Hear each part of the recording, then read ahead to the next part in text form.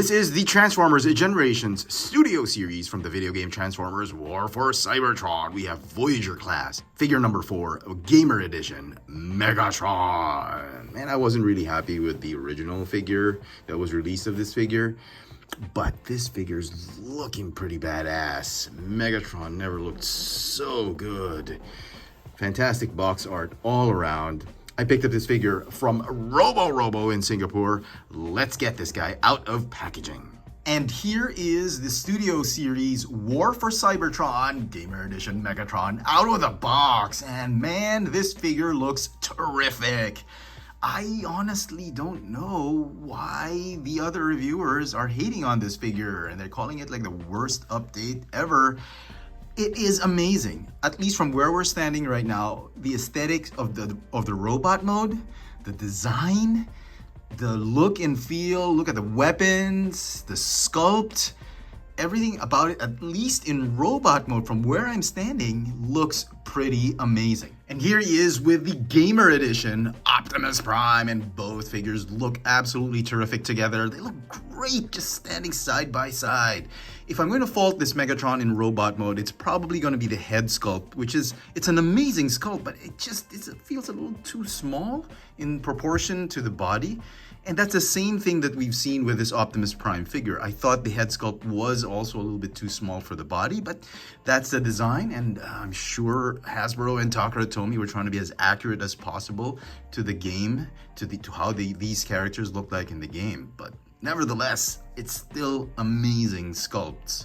One shall stand, one shall fall. Head to toe, the figure stands at about 16 centimeters tall, or about 6 3/8 inches tall. For comparisons, here he is once again with the Gamer Edition Optimus Prime, as well as the War for Cybertron trilogy Siege Voyager class Megatron. Now, arguably, he's much smaller or shorter than the Siege Megatron. He's about 1 centimeter shorter than Megatron. But with Optimus Prime, if you don't count the horns of Optimus Prime, he is 2.5 millimeters taller than Optimus Prime.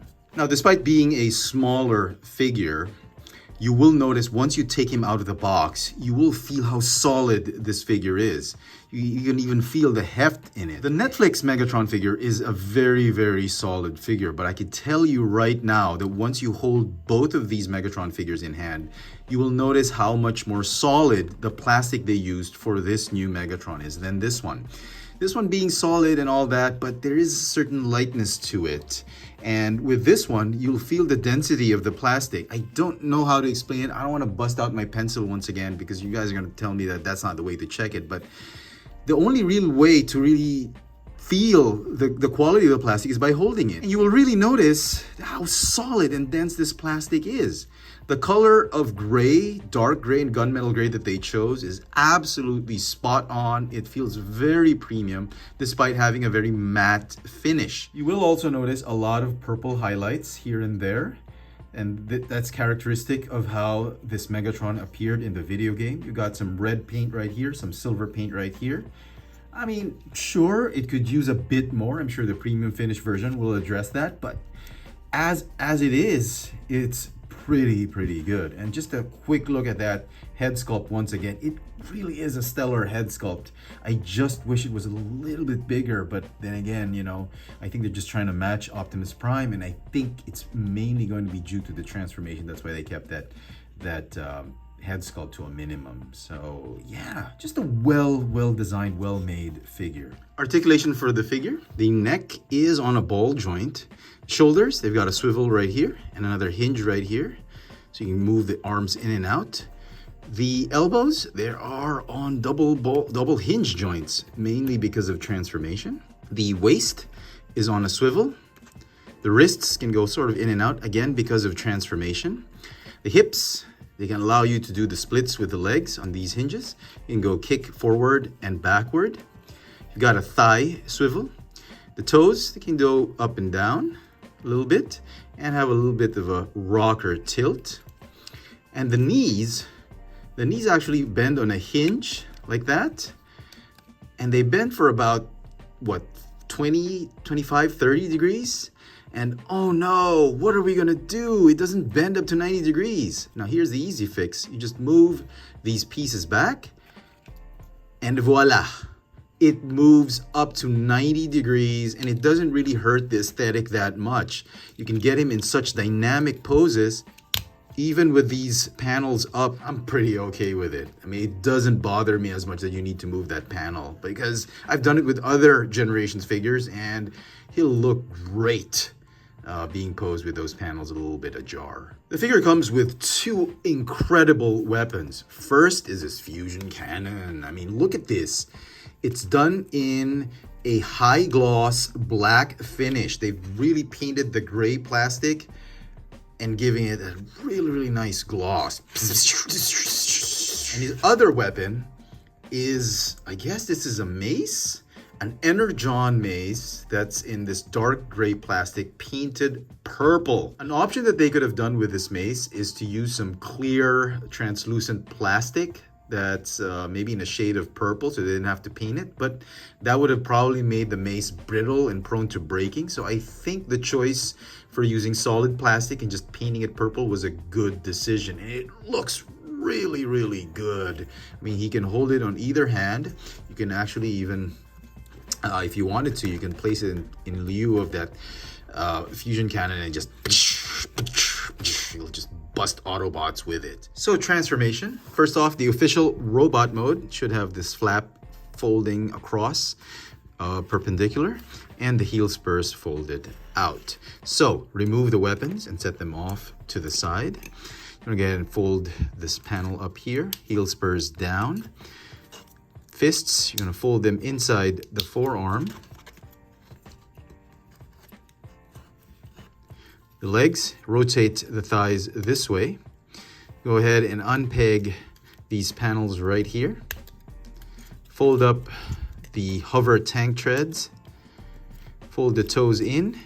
Fold the feet up, around, fold up and around. And then these panels right here, they're gonna fold down and the heel spurs are gonna tab onto the inner or the shins.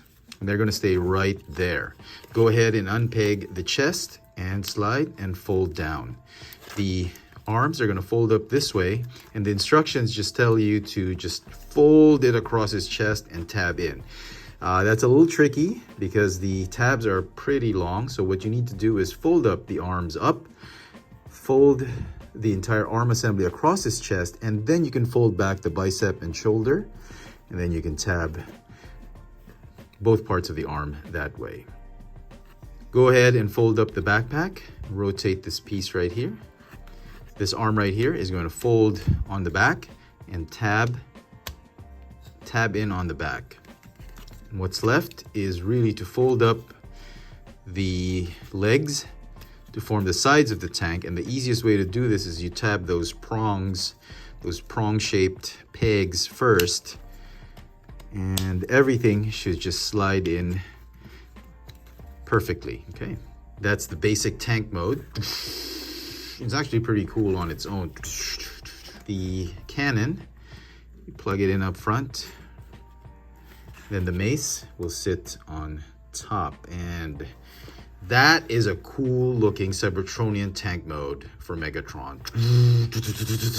He'll decimate the Autobots, and quite frankly, I love this more than the original release. The deluxe class was just a little too small. The colors were inaccurate, and here's where the highlights come out. You get to see some purple highlights, the metallic gray finish, the glossy, high gloss black finish. You get the gunmetal gray plastic bits right here. They just combined, they just make this tank mode pop, and I love it. For comparisons, here he is with the Netflix Megatron in tank mode. They look great together, and they can combine to form the Super Tank Megatron. Transformation was just well engineered. It was very satisfying. It wasn't a nuisance to transform. Just an amazing, amazing design, both in robot mode, tank mode, and that engineered transformation.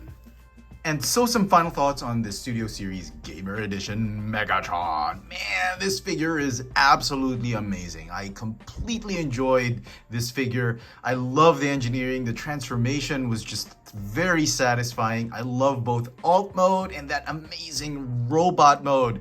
That robot mode's pretty terrific. It's got all the elements of the video game version of Megatron. You've got really quality plastic, very solid, very dense, great highlights, the pinaps, the choice of color for the plastic, just all around.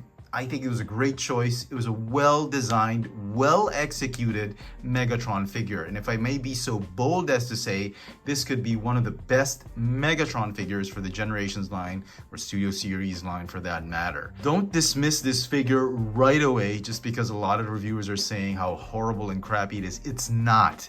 Once you have it in hand, you'll know what I'm saying. It's really a quality figure, great design overall. This figure is going to get a 9.5 out of 10. Let me know in the comment section what you guys think of this Transformers Studio Series from the video game Transformers War for Cybertron Gamer Edition Voyager class Megatron. Hit that notification bell so you never miss out on any of my latest video reviews. And if it's your first time here, please subscribe. Thanks for watching. You've got to be bloody mental if you think this is the worst Megatron ever. This figure is absolutely fantastic. Bloody fantastic.